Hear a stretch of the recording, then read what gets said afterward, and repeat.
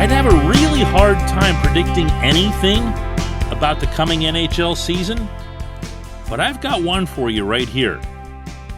Without Sidney Crosby and Evgeny Malkin, Mike Sullivan will have the Penguins go into all-out 200-foot defend mode. And that's fine. I'm okay with that. It actually can make for pretty good hockey. But this time, he really needs to make it stick. Good morning to you. Good Monday morning. I'm Dejan Kovacevic of DK Pittsburgh Sports, and this is Daily Shot of Penguins. It comes your way bright and early every weekday. If you're into football and or baseball, I also offer up daily shots of Steelers and Pirates right where you found this. It's not going to be different. It's not.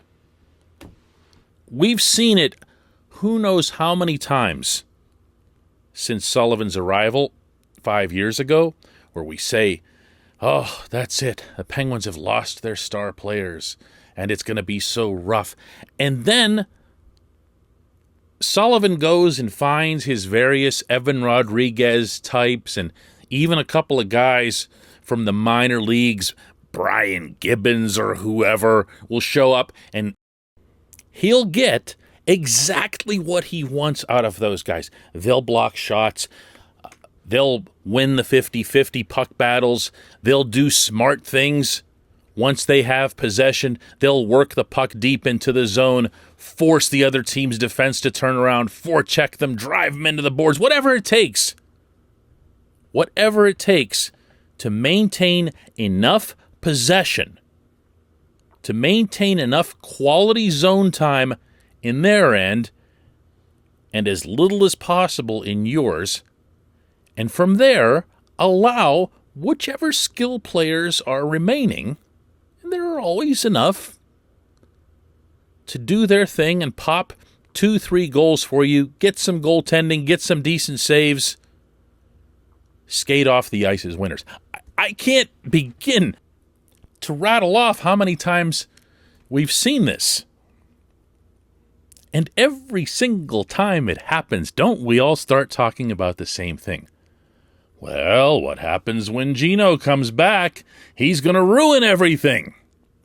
He's the disruptor. He's the turnover machine. He's chaos when we're seeking order, or whatever. To a lesser extent, similar thoughts get expressed, although a lot more quietly, when Sid's out. Well, now they're both going to be out. Now you're entering a training camp. The ultimate teaching phase.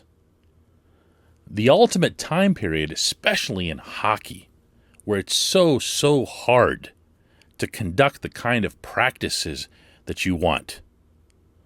Right off the bat, you're going into scrimmages, preseason games. The next thing you know, you're gone. You're flying off to your opener. That's just the nature of the sport. It doesn't allow for a whole lot of fundamental time. Coaches really value training camps. Well, maybe make this one count more than any other. This portion of Daily Shot of Penguins is brought to you by the good people at the Greater Pittsburgh Community Food Bank, where they're committed to providing food for all of our neighbors in need. Visit pittsburghfoodbank.org to find out how $1 from you is all it takes to provide 5 full meals for those who don't know where their next meal is coming from. pittsburghfoodbank.org. Make it count. Make it count. Have a training camp that stresses system above all else. Doesn't mean you can't do developmental evaluations. It doesn't mean you can't try to see what kind of prospects you might have in a Philip Hollander or someone like that that's younger, where you're hoping for a surprise here or there. You don't want to tie their hands to a script, to methodology. You do want to see, no, you need to see some creativity. But if we're being real here, these prospects have as much a chance of making this team as you or I do. That's just the truth. Look at this roster. It's not exactly etched in stone, but it's not far from it. And besides that, you know and I know what the goal is for this team this season. And it's got very, very, very little to do with youth and development. So utilize this time right now to put in place, well, no, this system's always in place. It's always there. But emphasize the zero tolerance component to it. Eliminate this discussion once and for all about how things will or should or shouldn't or might not change when the superstars come back. Think of it from this standpoint. They're not getting younger, something we talk about regularly here. They're not getting faster. They're not getting more productive. As a result, if the Pittsburgh Penguins are to win a 6th Stanley Cup and a 4th in the amazing, astounding run of this core group, how about making it really, really clear, not just to all the rest of the players, but also to the stars, that this is kind of the only way it's going to happen. This system works. Now, I know there are more than a few people who, when they read me write that or hear me talk about it on this show, will snap back. Oh, if it works, then why didn't ... or why didn't it apply to, the 3 first-round exits in as many years and things like that. The system itself is successful when it's applied correctly, when it's applied passionately. And that's not always going to happen. No, I'm not being weird and suggesting that Sid and Gino start dropping to block shots and whatever else here. But I am saying that there can't be line-wide exceptions.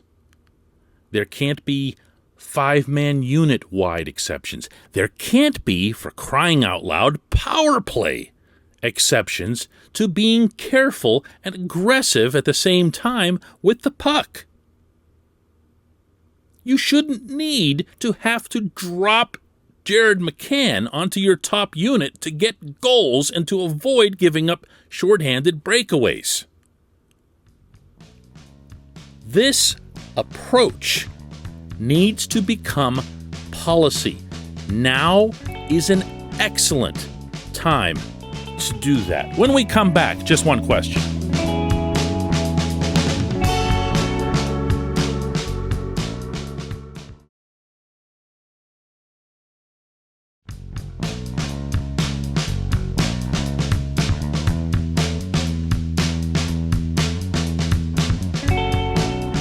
Welcome back. It's time for Just One Question, and that's always brought to you on this program by Fubo TV. The monthly cost of cable is over $200. Fubo TV is just $65 a month to watch all the same channels, including AT&T Sportsnet Pittsburgh. And right now, Fubo TV is offering our listeners right here a 7-day free trial and 15% off your first month. Pretty good deal. Go to FuboTV.com/DK. One more time, it's FuboTV.com/DK. Our J1Q comes from Michael Manarino, who asks, the Pens get off to a great start without Crosby or Malkin. Who is the big surprise who stepped up or developed to help drive it? Michael, I swear, was not privy to what I'd be discussing in the opening segment of this program, by the way. Who would be that guy? Well, I guess it'd be cheating on my end to say it would be Mike Sullivan because of what I'd already discussed, and I'm also presuming that you'll be talking about a player. There is no player on this roster who would benefit more from stepping up. And at the same time, there's no player on this roster stepping up who would more benefit the team by stepping up than Tristan Jarry. And I'm sorry to give you such an obvious answer. I know you're probably looking for a forward who might make up the point production that'll be lost, that sort of thing, but it is the goaltending. It's Jarry. Yeah, Casey DeSmith has to have something to do with it too. And I have faith in him to continue to be a solid, reliable backup as well as a trustworthy partner, which does matter to a starting goaltender. But it would have to be about Jarry because you'd need some kind of extra vibe. There'd need to be some kind of additional reward, especially when it comes to suppressing shots, suppressing goals. Ultimately, your team feels better about itself defensively and collectively whenever it's not giving up goals. You can go inside the locker room between periods and have an assistant coach show you all this wonderful stuff that you did with Corsi and Fenwick and everything else.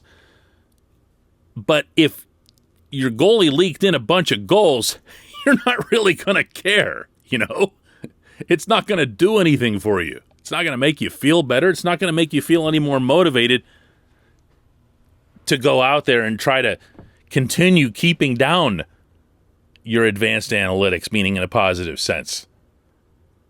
It would be Jarry. It would be Jarry. Because one of the things that would happen, because we are, as humans, susceptible to be excessively influenced by the last thing we saw. It's just how we are. If the last thing we saw was Jarry versus the Islanders, we all think he's doomed to fail for all eternity. Or you can be where I kind of am with him, which is extremely skeptical, especially as it relates to the bigger games. But now, picture the opposite. Picture Jarry coming in at the beginning. No Sid, no Gino, probably not a lot of scoring. And the Penguins were to get off to a pretty good start against a really challenging schedule in October. How many of us, not exempting myself from this, would look at this and say, you know what, maybe we were too rough on this kid. Maybe we need to give him a second chance. I mean, Marc-Andre Fleury had not just a second chance, but a third chance and a fourth chance in Pittsburgh in the playoffs. Why not do the same with this kid? Because we're clearly seeing that he's got X, Y, and Z that we really appreciate and value as a goaltender. He's young. He's fairly inexpensive.